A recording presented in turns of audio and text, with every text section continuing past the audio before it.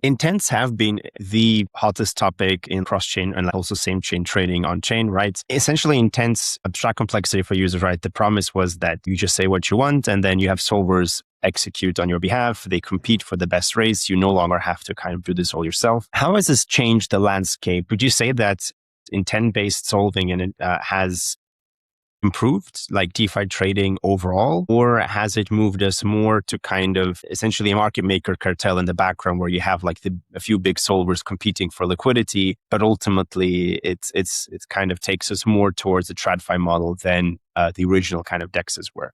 So if you look in the traditional model where user do the transaction by themselves, where maybe directly DEXs use or maybe aggregation among different DEXs, then user take risks.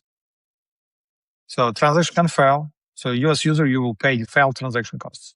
So you can get a sandwich attack. There are kind of attackers watching out for your transaction and bundle your transaction with own transactions to extract maximum acceptable price impact, what you have to set in any of the front ends when you swap.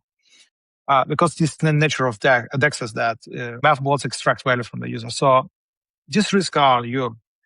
And then risks for intent-based swaps on one edge are more on the solver side, on the professional market makers who compete between each other. So it cannot be like a cartel in the terms that all the market makers speak with everyone and align with everyone to specific conditions to maybe charge additional 50 bips.